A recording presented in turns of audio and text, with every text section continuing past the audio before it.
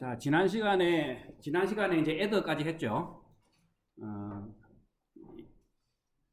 자, 그 외에 이제 논리회로 시간에 배웠던 컴비네이셔널 로직 중에 이제 디코더, 엔코더, 멀티플렉스 뭐 이런 것들이 있었죠. 이런 것들이 실제로 이제 마이크로 프로세서 내부에서 또 많이 사용되기 때문에 복습을 또 합니다. 자, 디코더라는 거는 이거죠. 저 여기 트루스 테이블을 보면은 예를 들어 이진수 세 자리짜리 이진수면은 이제 0부터 7까지죠. 그게 0부터 7까지냐 하는 거를 해독하는 거죠. 그래서 그 예를 들어 인풋이 이렇게 이제 3비트로 들어오면은 0부터 7까지냐 이거지. 그래서 이게 값이 0이면은 이쪽이 1이 되고 나머지는 다 제로. 만약에 값이 1이면은 이제 여기는 제로가 되고 여기는 1이 되고 나머지는 다 제로. 이제 이렇게 되는 거죠. 그러면 그래서 여기 트루스 테이블을 보면 요 이진수 값이 0이면은 여기만 그러니까 1이고 나머지는 다 제로인 거. 요렇게 표현이 되고 이진수 값이 1이면은 여기만 1이고 나머지는 다 제로. 이제 요렇게 그러니까 요거 하나하나가 이제 아웃풋인 거죠. 요렇게 나오는 회로가 이제 디코드인데 요게 이제 세 개의 이진수는 8개의 아웃풋을 내죠. 그래서 이제 3x8 디코드라고 합니다. 자, 그래서 요 디코더가 이제 실제로 마이크로 프로세서에서 뭐 여러 군데 쓰이는데 대표적인 게 여러분들 이제 C 언어로 프로그래밍을 하면은 컴파일하면 다 기계어로 바뀌죠. 기계어로 바뀌면은 예를 들면은 기계어로 바뀌면은 그 기계어라는 게 뭡니까? 이진수로 표현이 돼 있죠. 그래서 기계어가 이진수가 만약에 00 뭐 10 1101 뭐 1011 만약에 이런 식으로 이게 하나가 이제 기계어다 이거죠. 그러니까 실제로 마이크로 프로세서는 이 기계어를 이제 메모리에 저장된 이 기계어 하나하나를 읽어서 명령을 처리하는 거죠. 그래 요렇게 된 하나하나를 이제 그 명령문이라 그래서 인스트럭션이라 그래요. 그러니까 여러분들의 C 언어는 이제 지금까지는 C 언어밖에 안 배웠죠. 그 C 언어를 이제 컴파일 하면은 이제 첫 번째 인스트럭션이 이거, 두 번째 인스트럭션은 또 뭐 1011 뭐 101 0101 이렇게 이런 것들이 쭉 나열돼서 메모리에 저장이 될 거라고. 그러면 이제 이런 것들을 기계의 인스트럭션이라 그래요. 그러면 마이크로 프로세서는 메모리에 있는 요 인스트럭션을 하나씩 읽어서 그 CPU에서 이제 처리를 하는 거죠. 그때 요 인스트럭션 중에 일부가 우리가 이제 다음 이제 챕터 1을 이제 시작하게 되면은 딱 인스트럭션의 길이가 16비트고 그 중에 이제 4비트 인스트럭션의 일부 보통 이제 인스트럭션의 제 앞부분입니다. 보통 요게 이 기계어가 뭐를 하는 기계어냐, 뭘 하는 인스트럭션이냐 하는 걸 주로 나타내요. 그래서 예를 들어 이제 0010이면은 덧셈을 하는 애더 오퍼레이션에 대한 기계어다. 뭐 1011이면은 뭐 그냥 이거는 뭐 레지스터 값, 메모리에서 레지스터 값을 읽어오는 뭐 로드 명령에 대한 기계어다. 이제 이렇게 되면은 이 기계어를 읽어와서 요걸 가지고 이제 디코딩을 해요. 요 이진수로 된 거, 지금은 4자릿수죠. 예를 들면은 요 4자릿수를 디코딩해서 예를 들어 요 값이 2다 이거죠. 그러면 요쪽 아웃풋에 이제 그러니까 ALU의 add 로직을 가동을 시켜야 되죠. 그 add 로직이라는 이제 모듈이 있으면 그 모듈을 이제 보통 칩 이네이블 걸어 주듯이 이제 이네이블을 시키면은 이 이네이블 신호가 여기로 날아가게 그러면 이제 add가 동작을 하는 거죠. 그리고 로드가 동작하면 뭐 어딘가에 요 로드에 해당되는 게 뭐 예를 들어 여기다. 그러면 여기는 이제 로드라는 명령을 처리할 수 있는 CPU 내의 로직이 이제 동작하게 이제 enable을 걸어주는데, 로드라는 거는 이제 보통 메모리를 enable 시키갖고 메모리에 어떤 이제 로드 같으면은 요 뒷부분이 이제 오프랜드라고 해서, 예를 들어 로드였으면은 메모리의 몇 번째 장소에서, 그걸 어드레스라 그래요. 메모리의 몇 번째 어드레스에서 읽어와라, 뭐 이런 게 되겠죠. 읽어서 CPU로 가져와라. 이제 그런 명령어가 이제 로드에 해당되는데, 그러면 요게 이제 OP 코드를, 요를 그래서 인스트럭션 중에 요런 부분을 오퍼레이션에 대한 기계어 코드라고 해서 이제 OP 코드라고 얘기를 해요. 나중에 가면 이제 자세히 나오겠지만, 그래서 그러면 이제 로드 같은 거 인스트럭션을 처리하면 여기에 저장된 요 어드레스 값을 보고 메모리에 그 어드레스에서 읽어올 수 있도록 메모리 로직을 활성화시켜 주는 거죠. 그리고 메모리하고 CPU 간에 이제 신호가 흐를 수 있도록 거기도 이제 통로를 이제 enable 시켜 놓으면은 데이터가 싹 메모리에서 CPU로 이제 들어가는. 이제 뭐 자세한 거는 다음 주에 이제 배우게 될 텐데, 하여튼 그럴 때 사용되는 아주 이제 그러니까 마이크로 프로세서에서 많이 사용되는 게 이제 이런 디코더 같은 게 있다는 거죠. 그 중에 대표적인 게 이제 인스트럭션 디코더고, 인스트럭션 디코더 하는 거는 요 기계의 인스트럭션 중에 특정 비트가 이제 OP 코드라고 해서 요 인스트럭션이 어떤 오퍼레이션을 하는가 하는 그 코드, 그걸 이진수로 코드화 해놓은 거예요. 자, 지금은 그래서 이 38 디코더를 이제 뭐 나트 게이트하고 엔드 로직으로 이렇게 만들어 놨는데, 우리가 있는 논리 게이트를 구현하는 방법은 뭐 한 가지만 있는 게 아니죠. 그래서 이제 또 다른 방법으로는 이제 요렇게, 요건 이제 2x4 디코더라서 좀 더 심플한 건데, 이제 낸드 게이트를 쓴 거죠. 낸드 게이트를 쓴 거고, 여기에 이제 나트를 나타내는 인버터고. 자, 요 디코더도 하나의 이제 어떻게 보면 로직 모듈이죠. 요걸 하나의 이제 IC로 만들 수도 있죠.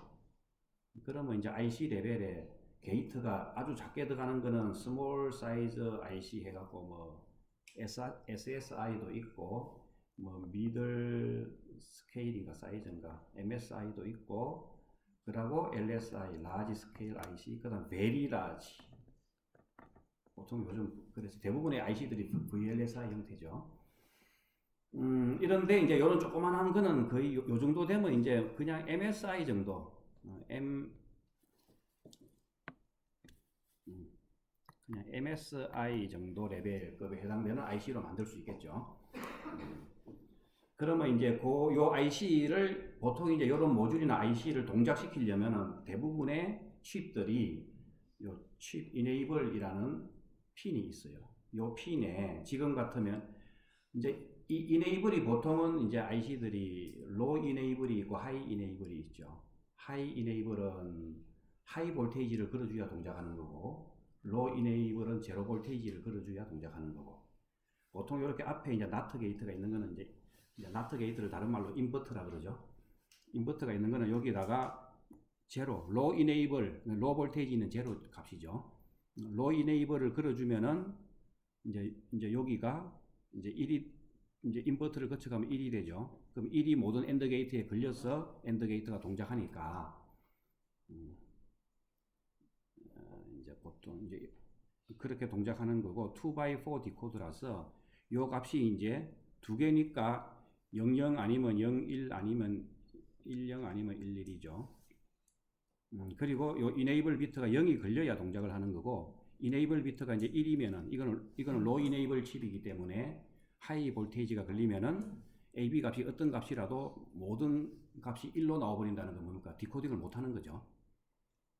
그리고 요거는 여러분들이 이제 잘 한번 따져보세요. 그러면은 이거는 아까는 이진수 값이 0이면은 요 D0에 여기에 이제 여기만 1이 출력이 되고 나머지는 제로였죠. 그런데 지금 요거는 이제 정반대로 동작하는 거예요. 이진수 값이 0이면은 여기만 0이 출력되고 나머지는 다 1이 출력돼요. 그러니까 0, 제로 아웃풋이 나오는 게 나오도록 하는 그런 디코더 형태예요. 그러니까 enable도 low enable이니까 앞에 거하고 다 반대로 동작하는 거죠. 그래서 요거 뭐 실제로 이렇게 동작하는지 따져보는 거는 그거는 여러분들이 아무리 뭐 까먹었을까도 복습하는 김에 한번 해보시기 바랍니다. 어려운 건 아니니까.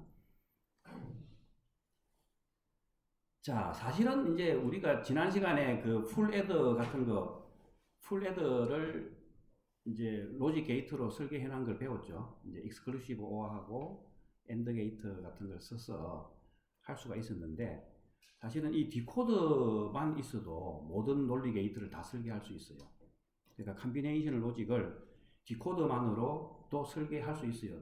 단지 이제 그렇게 하면은 좀 비효율적이기 때문에 이제 그렇게 안 하는 경우가 많은데, 왜 그런가 하면 앞에 우리가 이제 디코드의 아웃풋이, 그죠? 여기 지금 38 디코드 같은 경우에 디코드의 아웃풋이 이제 요 디코드 값이 얼마에 따라서 요 값이 하나씩만 1로 나오는데, 요걸 우리가 논리회로 할 때 요걸 수식으로 표현하면 이렇게 되는 거고, 요거 여기 인풋이 3개인 모든 가능한 아웃풋을 하나씩 이렇게 표현하는 거죠. 요 하나하나를 우리가 논리회로 할 때 민텀이라고 그랬어요.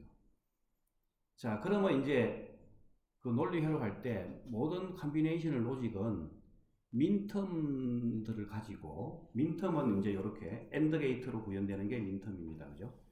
민텀을 가지고 이제 적절히 OR 게이트를 연결해 주면은 모든 논리 회로가 다 구현이 될 수 있어요. 기억납니까? 그 반대는 이제 맥스텀이라는 개념이 있었죠. OR 게이트들의 민텀의 이제 컴플리멘트 개념으로 맥스텀을 갖다가, 그죠? OR 게이트로 연결할 수 있는 맥스텀을 적절히 엔드 해주면은 모든 컴비네이셔널 로직을 만들 수 있다. 기억이 안 나면 할 수 없고 그냥. 그래서 어쨌든 이 디코더가 사실은 모든 민텀을 만들어낼 수 있기 때문에, 이제 리마인드 해보면은 우리가 풀 애더를 진리표로 나타내면 인풋이 2개고, 인풋이 3개고 아웃풋이 2개인 거죠. 그러면 이제 각각의 아웃풋을 봤더니 한 개만 1이 아닌 게 아니고 이제 1이 여러 군데가 나오는 거죠. 그럼 인풋이 3개니까 38 디코더를 쓰면은 이제 아웃풋이 8개 나오죠. 요 중에 요 아웃풋 1에 해당되는 것만 모아갖고 요렇게 오어링을 해주면은, 지금 이거 같으면 뭡니까? 풀 애드에 하나는 캐리고 하나는 썸이죠. 그러니까 요 캐리에 해당되는 동작을 만들어낼 수 있고, 이제 요거는 썸에 해당되는 거는 또 여기에 해당되는 OR을 해주면은 요렇게 해서 썸을 만들어낼 수 있고, 그러니까 디코더 하나 하고 OR 게이트를 써서 또 풀 애드도 만들 수 있고, 그렇게 디코드의 용도가 이제 상당히 다양하게 사용될 수 있는 거죠. 자, 복습이니까 좀 빨리 가겠습니다. 자, 엔코더는 반대 개념이죠. 이제 역함수다. 디코드의 역 오퍼레이션, 그러니까 함수로 따지면 역함수 개념이죠. 그러니까 이제 이진수가 있으면은, 그러니까 이제 세 자리짜리 이진수가 있으면은 이거에 아웃풋 2의 3승계의 아웃풋을 만들어내는 게 이게 디코더였다면은, 그죠? 이제 요 반대로 그냥 가는 거, 그러니까 어떤 뭐 인풋이 그러니까 2의 3승계, 그러니까 8개의 인풋이 있으면 이걸 코드로 나타내면, 이진수로 나타내면 얼마 값이 되겠느냐 이거죠. 요게 이제 반대의 개념이 인코드가 되는 거죠. 그래서 인풋이 오히려 이제 각각의 하나씩만 1이 있는 요런 인풋이니까 인풋이 8개죠. 요런 8개의 인풋이 있으면 요걸 코딩을 하면은, 인코드라는 게 코딩을 한다는 거죠. 이진수로 코딩을 하면은 당연히 0부터 7까지는 이진수 3자리로 표현이 가능하죠. 그래서 아웃풋은 3자리의 이진수로 나타낼 수 있으니까 요게 아웃풋이다.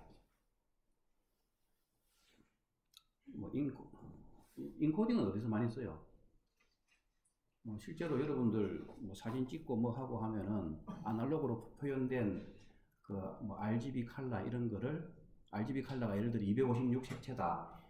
그러니까 RGB 각각이 256 컬러면 어떻게 되죠?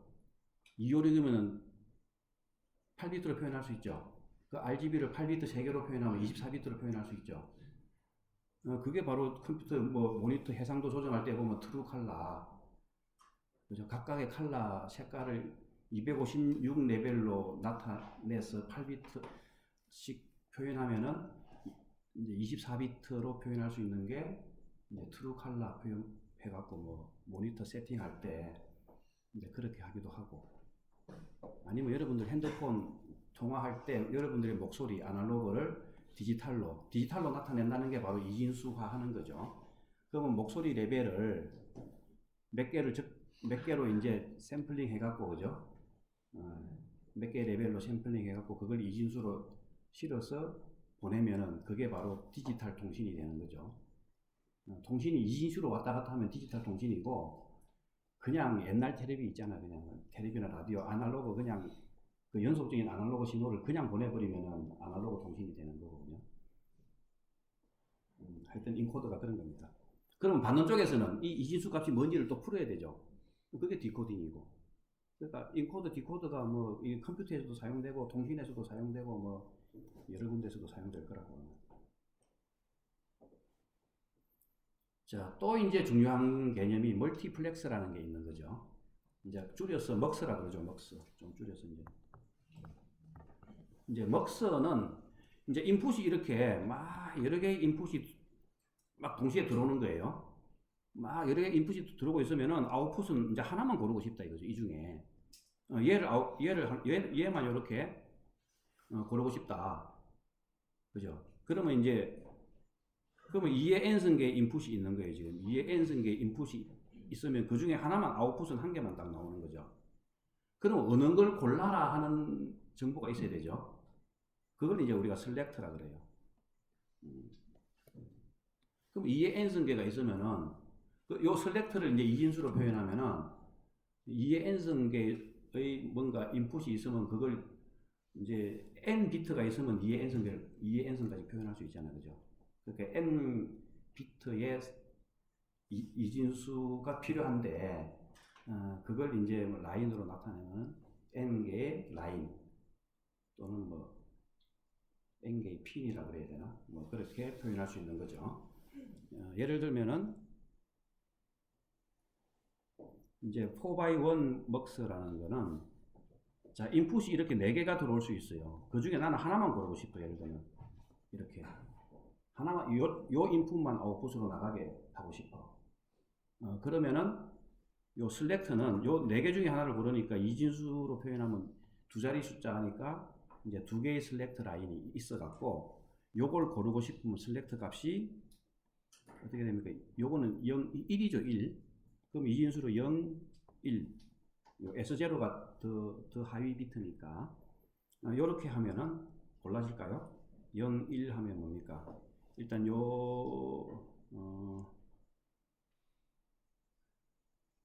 여기 이제 1이면은 여기 1이고 여기 되면 0이 되죠.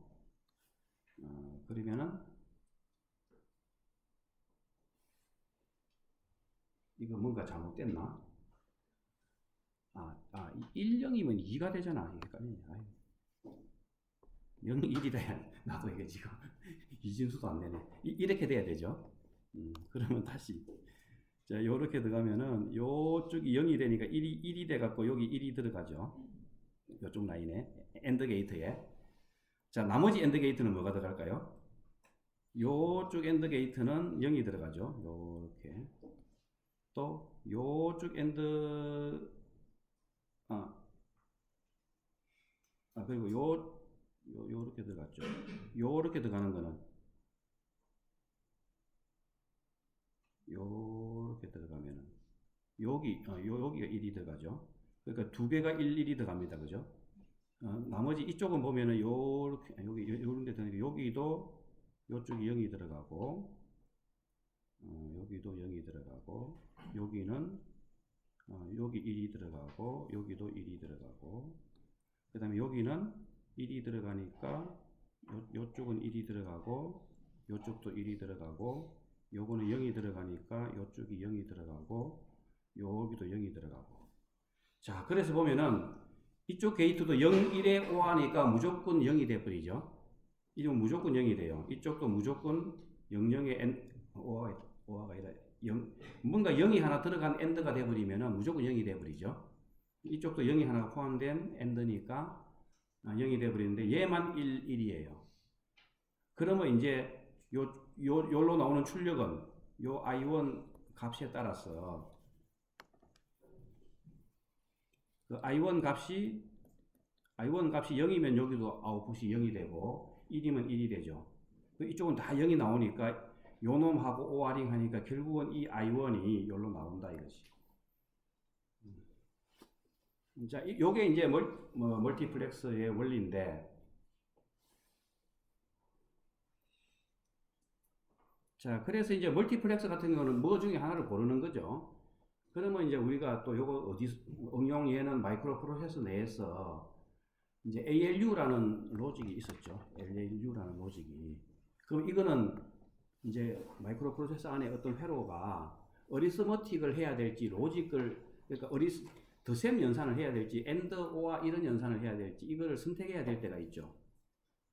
그러면 이제 OP 코드가 명령어 값이 뭐 add나 이런 연산이면은 이제 어리스머틱 쪽이 동작하도록 선택해 주면 되고 그게 아니라 뭐 AND OR 연산이다 이러면은 로직 연산이 동작하게 해줘도 되고 보통은 그래서 그런데 이제 이 ALU라는 게 어리스머틱 로직 따로 만들어 놓고 그 AND OR 오퍼레이션 하는 로직 따로 만들고 이러면은 이 부품이 많이 들어가니까 게이트가 많이 들어가니까 이제 가격이 비싸지죠. 이거를 둘 다 할 수 있는 로직을 만들어 놓고 이제 먹스로 멀티플렉스로 이제 어느 연산을 할지 선택할 때 많이 사용이 됩니다. 그것도 다음 주에 이제 우리 챕터 1 할 때 보게 될 겁니다. 자, 역시 이제 멀티플렉스 중에 이제 패러렐하게 선택하는 거죠. 왜냐하면 인풋이 요런 인풋이 들어올 수도 있고 요런 인풋이 이제 동시에 4개의 비트가 이쪽에서도 들어오고 이쪽에서도 들어온다 이거지. 지금 이제 4개니까 이제 쿼드러플입니다. 예를 들어. 자, 그러면 어느 쪽을 선택할 것인가? 자, 둘 중에 하나를 뭐 이쪽이 4개라도 이쪽 아니면 이쪽이니까 셀렉트는 한 비트만 있으면 되죠. 둘 중에 하나니까 셀렉트는 그래서 한 비트다 이거죠. 자, 그리고 요걸 이제 IC화 했으면은 요걸 만약에 IC화 했으면은 요 이네이블이 여기도 이제 로 이네이블이죠. 그러면 이네이블이 0일 때만 동작하는 거고 1일 때는 출력값이 아무런 의미가 없이 동작 안 하는 거고 이제 이렇게 해서 이제 이런 경우는 또 어디에 사용되냐 하면은 CPU하고 메모리 뭐 예를 들면은 CPU하고 메모리 간에 이제 사실은 이제 그 버스라 그러는데 이런 라인들이 우리가 16비트 컴퓨터 또는 32비트 컴퓨터라는 게 무슨 뜻일까요? 이제 한 번에 연산할 수 있을 때 16비트나 32비트를 동시에 처리한다는 거죠. 더셈을 하는데 32비트를 한 번에 처리할 수 있으면 32비트 컴퓨터예요. 그러면 이제 이 연산을 했으면은 이거를 이제 메모리로도 보내야 되죠. 그러면 메모리하고 CPU 간에도 요런 데이터 라인이나 어드레스 라인이 그죠? 정기적인 회로가 쫙 이제 32비트의 라인이 쫙 가는 거죠. 이런 게 마치 버스 라인처럼 생겼다 해서 컴퓨터 용어로 이제 버스라 그래요. 여러분들 그러면 이제 컴퓨터 할 때 뭐 PCI 버스 이런 거 들어봤어요? PCI 버스 같은 경우는 이제 CPU 메모리하고 여러분들 하드디스크나 마우스 이런 IO 디바이스 간에 그 정기적인 그런 그 신호 규격을 나타낸 게 PCI 그 여러 가지 규격이 있는데 그 중에 이제 PCI 버스가 규격이 거의 요즘 대부분 사용되죠. 그래서 뭐 그래픽 카드 꽂으려면은 컴퓨터 열어보면은 그 그래픽 카드 꽂는 데 보면은 뒤쪽으로 이제 쭉 그 회로가 기판 뒤쪽으로 연결이 되어 있어 갖고, 그죠? 뭐 그런 거 할 때 이제 CPU에서 어떤 신호를 받아들일 때 이쪽 라인에서 오는 신호를 받을 거냐, 저쪽 라인에서 오는 신호를 받을 거냐 선택해야 되죠. 그때 이제 이렇게 패러렐 버스 형태로 이제 많이 사용한다 이거죠. 자, 그래서 논리 회로 때 배운 게 이제 마이크로 프로세서나 컴퓨터 구조에서 어떻게 사용되는지를 이제 이렇게 쭉 체계적으로 공부하기 위해서 우리가 한번 복습하는 거예요.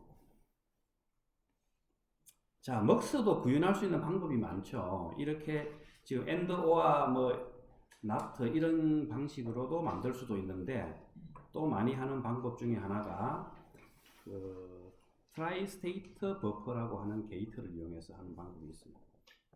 뭐 트라이가 3니까 뭐 3스테이트 게이트라는 요런 이제 우리가 아주 앞에 보면 아이고 막 순서가 뒤바뀌어 버렸네.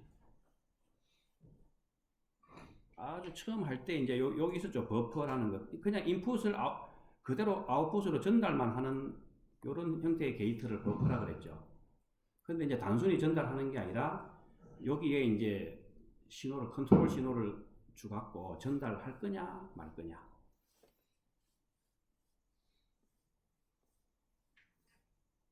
그래서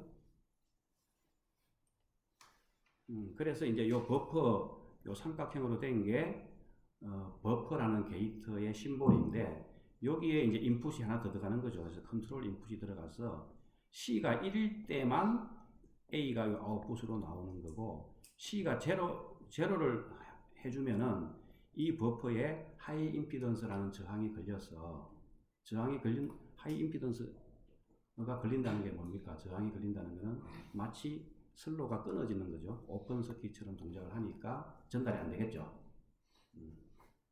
전류의 흐름이 없어지니까 이쪽 전기적인 신호가 전기가 못 통한다 이거죠. 그러니까 그런 식으로 동작하는 거. 사실은 뭐 이 원리가 트랜지스터 원리죠, 그죠? 트랜지스터 써갖고 그러니까 사실은 디지털 논리가 다 트랜지스터를 써서 만드는 거죠. 그렇게 해서 이제 구현할 수 있는 거예요. 이제 그래서 이 트라이스테이트 버퍼를 이용해서 이제 멀티플렉스를 구현하면은 예를 들어 이거는 이제 셀렉터가 하나 있는 거 보니까 두 개의 인풋 중에 하나를 선택해서 아웃풋으로 하는 거죠. 만약에 이 셀렉터가 0이면 뭐가 선택될까요? 0, 이진수 0 아니면 1이니까 이놈이 선택되겠죠 아마. 실제로 0이면은 자 여기는 0이 걸려버리고 요거는 인버터를 통과해서 1이 걸리죠. 그럼 이쪽은 하이 임피던스니까 B에 들어오는 인풋은 Y로 전달이 안 되죠. 아예 이제 오픈 서킷 형태로 이제 라인이 끊어지는 것처럼 보이는 거죠.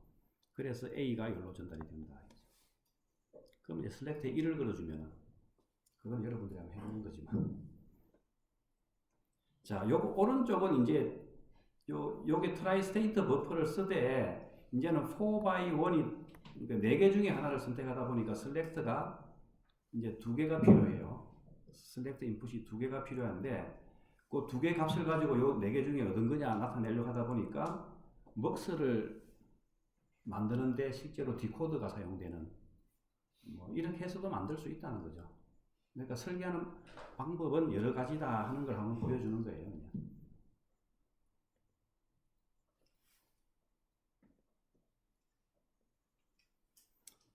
자, 여기까지 해갖고 아마 논리회로 때 컴비네이셔널 로직 파트에서 배우는 거의 뭐라고 해야 되나? 거의 대부분 컴비네이션 로직이 아마 여기까지 하면 거의 대부분이 커버 됐을 거예요. 그러면 아마 1학년 때 뭐 진도를 좀 빨리 나갔으면 여기까지가 중간고사 범위 좀 되고 진도를 좀 천천히 나가는 경우는 아마 애더 정도까지가 중간고사고 뭐 하여튼 이렇게 배웠겠죠. 이제 우리는 전작가는 이게 교수님이 논리회로 분반이 여러 개라서 교수님마다 또 진도가 다르겠죠. 저는 어디까지 했는지 저도 잘 기억이 안 나요. 옛날에 했을 때 아마 컴비네이셔널 로직까지 딱 하고 시퀀스 로직을 중간고사 이후로 처음에 들어간 것 같은데 또 그렇게 하니까 진도가 너무 빠르다고 하도 아우성이라서 아마 나중에 시퀀셜 로직 뒷부분을 좀 빼버렸어요, 그냥. 그리고 아마 애더 정도까지 하고 중간고사 봤던 것 같기도 해. 자, 이제 시퀀셜 파트를 한번 보겠습니다. 자, 우리가 이제 그 논리 회로할 때 로직을 크게 이제 두 개로 구분했죠. 컴비네이셔널 로직이냐, 시퀀셜 로직이냐, 이거죠. 그래 이제 구분할 때 기준이 뭡니까? 컴비네이셔널 로직은 인풋이 들어오면 바로 아웃풋이 나오는 거죠. 인풋이 나오면 바로 아웃풋이 나오고, 뭐, 어떤 값을 기억하는 능력이 없는 거죠. 근데 이제 시퀀셜 로직은 이제 타임이라는 개념이 들어가는 거죠. 그래서 어떤 소자가, 그죠? 이 게이트가 이제 그 논리 회로의 가장 기본적인 소자는 게이트니까 어떤 게이트들을 적절히 룹백을 시키면은 현재 값을 갖다가 룹백을 통해서 어떤 값을 그러니까 계속 상태를 가지고 있는 거죠.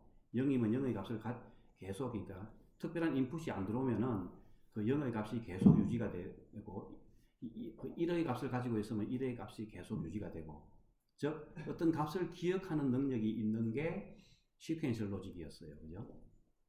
그래서 그걸 이제 블록도로 나타낸 게, 우리가 이제 컴퓨터 용어로 보면 어떤 값을 기억하는 소자가 뭡니까? 바로 메모리죠. 그러니까 이제 어떤 메모리 소자를 가지는 그런 로직이 바로 시퀀셜 로직. 뭐 로직이라 안 하고 회로라 그러면 이제 시퀀셜 서킷, 그러니까 순차 회로가 된다 이거죠. 그런데 이제 시퀀셜 서킷은 이 메모리 엘리먼트를 가지는데, 이제 시퀀셜 서킷이 또 나름대로의 그 기능들이 있고, 그죠? 다 자체 로직을 갖고 있죠. 그래서 그 자체로 요 메모리 엘리먼트에 해당되는 것 외에는 이제 컴비네이셔널 로직으로 구현을 하는데, 우리가 이 이제 그 메모리 엘리먼트가 1학년 때 뭐였어요? 이거를 구성하는 기본 단위가 플립플롭이었죠. 플립플롭, 그죠? 플립플롭을 가지고 메모리를 구현해요. 메모리 하면 D램 생각나죠? D램은 보통 CPU 안에서 쓰는 게 아니라 CPU 바깥에서 사용하는 거, 그죠? 용량이 많아질 때 이제 가격을 다운시키기 위해서 CPU 안에서는 굉장히 빨리 돌아야 되죠. 그래서 이제 뭐 CPU 안에 이제 캐시 메모리 같은 거라든지 아니면 레지스터라든지 이런 것들이 CPU 안에 들어가는 그 메모리 기능을 가진 소자인데, 그게 다 플립플롭 형태로 되어 있죠. 그러니까 논리회로 때 배웠던 이제, 그래서 플립플롭부터 한번 보겠다 이거죠. 자, 그래서 이제 보면은 시퀀셜 서킷은 요 메모리 엘리먼트에 해당되는 게 플립플롭이고, 이제 컴비네이셔널 서킷이 주변을 로직을 구성하고 있고, 자, 그리고 이제 이게 이제 시간 개념이 들어가는 거죠. 시간 개념이 들어가면서 이제 시간이 지남에 따라 이게 뭐 값을 유지할지 아니면 새로운 값이 이제 로딩이 될지 뭐 하는데, 그 값이 이제 변화되기 위해서는 이제 클락 펄스, 이제 클락이라는 걸 넣어주는 거죠. 사실은 이제 그래서 우리가 컴퓨터 CPU라는 게 아주 거대한 시퀀셜 서킷인데, 그 우리가 CPU 뭐 이런 거 컴퓨터 살 때 클락, 여러분들 클락 이런 걸 보죠. 사양 보면은. 그러면 이제 요즘 보통 한 3GHz 정도 되면 굉장히 데스크탑 사양은 3기가 보통 이상이죠 지금. 노트북 사양은 이제 3기가 정도면 굉장히 고성능 노트북인데, i7이 얼마지? 인텔 i7 한 2.7기가 뭐 이렇게 나오는 것 같은데, 이 클락이 그러니까 이제 주파수가 높다는 거는 클락 펄스가 굉장히 이제 빨리 그죠? 이제 주기가 짧아지면서 클락이 이제 굉장히 빨리 동작을 하는 거죠. 그게 바로 이제 컴퓨터 속도를 좌우하는 거죠.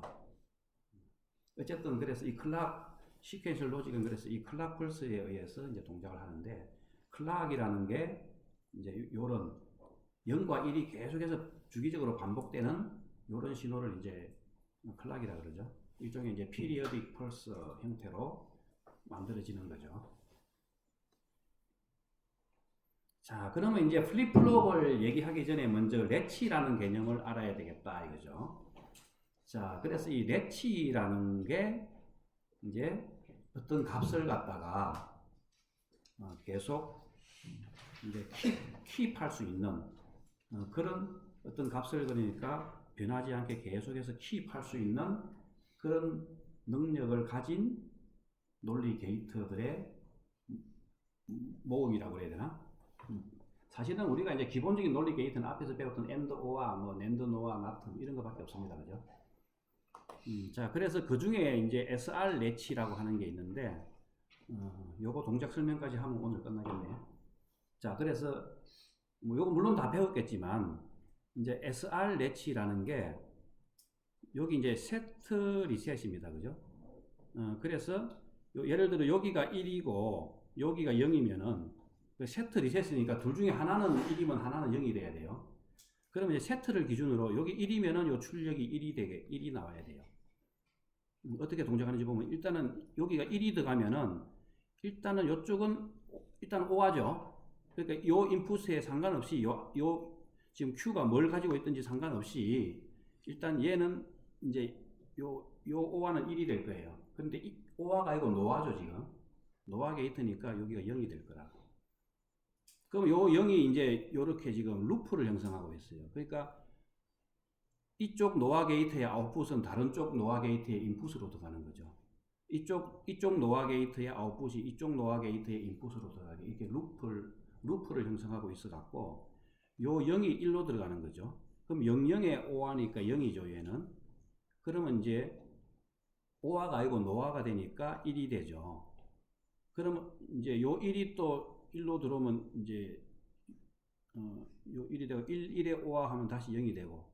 그래서 요 세트에 1이 걸리면은 결국은 여기가 1이 되는 거예요. 사실 요게 이제 아웃풋입니다. 근데 이제 요게 이제 두 개의 아웃풋을 가지고 있어 갖고 하나는 Q고 하나는 Q 프라임이니까 두 개가 이제 다른 값이 되겠죠. 여기 1이 되면 여기가 0이 되는 거예요. 그래서 이 SR 렛치는 S 값이 Q로 전달이 되는 거예요, 그냥. 세트 그 말 그대로. 자, 그런데 요게 이제 반대로 동작하는 걸 한번 봅시다. 반대라고 해봅시다. 자, 여기가 이제 세트가 0이 되고 여기가 1이 되면은 그러면 이제 Q가 0이 돼야 되는데 어떻게 0이 되는지 한번 봅시다, 그냥. 일단 이쪽이 1이니까 아까 여기가 1이 되면 여기는 무조건 0이 되겠죠. 0이 1로 들어와 갖고 00이 되니까 여기 0이 되면 이게 무조건 1이 되죠. 그래서 여기 1로 들어가 갖고 다시 0이 되고 여기 0이 들어와도 1이 되고 여기에 0, 1이 들어오면은 이제 여기는 이제 0, 1 요 값이 계속 유지가 되는 거예요, 그냥. 한번 이제 입력이 딱 들어오면은. 자, 그러면 이제 지금 0, 1이라고 합시다. 0, 1이라고 했죠. 이 상태에서 이제 여기에 둘 다 제로를 넣어버리자 이거죠. 예를 들면은. 둘 다 제로를 넣어버리면은 자, 여기 00, 여기는 계속 여기로 지금 루프가 걸려 있으니까 0, 0, 0이죠. 요 값이 1입니다. 그죠? 그럼 요 1이 또 여기로 들어가고 0, 1 하면은 1이죠. 다시 0이죠. 그러니까 여기 0, 0이 들어와도 현재 값이 그대로 유지가 되는 거예요. 그래서 이제 요걸 이제 트루스 테이블로 이렇게 동작을 보면은 인풋이 S 값이 1이면은 무조건 Q가 1이 돼요. 그 전에 뭐 어떤 값을 가지든지 간에. 그러니까 이제 값이 바뀌는 거죠. 그리고 이렇게 되면 Q 값이 0이 되는 거예요. 그러니까 플립플롭이 하나의 메모리라고 보면은 메모리에 어떤 값을 이제 쓰는 이거는 쓰기 동작이죠. 그러니까 항상 쓰는 건 아니잖아, 그죠? 메모리가 그 값을 계속 가지고 있어야 되죠, 이제. 그때는 이제 인풋이 00이 들어오는 거예요. 그러면 이제 안 바뀌고 계속 있는 거예요. 근데 이제 인풋이 1, 1이 들어오면은 Q하고 Q 프라임이 이제 여러분들 동작을 한번 확인해 보면 둘 다 0이 돼 버려요. 그럼 이거는 뭔가 잘못된 거죠. 이제 이런 거는 없는 거죠. undefined이고 일종의 오동작이라고 볼 수 있죠. 그래서 SR 렛치에서는 1, 1의 인풋은 허용을 안 해요. 그래서 그러니까 SR 렛치가 이제 이런 이제 그 인풋 그 1, 1의 동작을 허용을 안 한다. 이제 스펙이 그렇게 결정되는데 뭐 하다가 1, 1을 넣어버리면 그만 이제 오동작 하는 거죠. 그러니까 이제 SR 렛치는 별로 사용이 안 돼요. 자, 그래서 가장 기본적인 렛치 동작까지 오늘 했어요. 이제 근데 이 레치를 지금은 이렇게 이제 노아 게이트로 만들 수도 있는데 이렇게 낸드 게이트로 만들 수도 있어요. 레치 동작을. 그래서 이제 낸드 게이트로 만들면은 이제 노아 레치의 이제 컴플리먼트 다 0과 1이 바뀌어서 출력이 돼요. 그래서 보면은 여기가 이제 세트 값이 1이면은 Q가 1이 돼야 되는데 반대로 돼 갖고 세트가 1이면은 Q가 0이 되는, 그러니까 오히려 리셋 값이 Q로 전달이 되는 요렇게 동작을 하는데, 요거는 이제 여러분들이 한번 따져보세요. 좀 전에 했던 대로 따져보면 되는데, 자, 여기서는 그 모든 게 이제 낸드 게이트로 해버리면 다 바뀌어버리 갖고 00이 들어가면 undefined 돼요. 이제 인풋이. 그리고 1일 때는 현상 유지. 1일 때는 현상 유지. no change. 00일 때는 이제 undefined. 이렇게 모든 게 다 반대로 동작한다. 자, 그래서 지금 복습하는 시간이라서 이걸 하나하나 설명할 수는 없고 여러분들이 한번 해보면 좋겠고, 이제 그래서 SR 렉치가 어쨌든 이 undefined 상태를 가질 수 있는 게 단점이죠.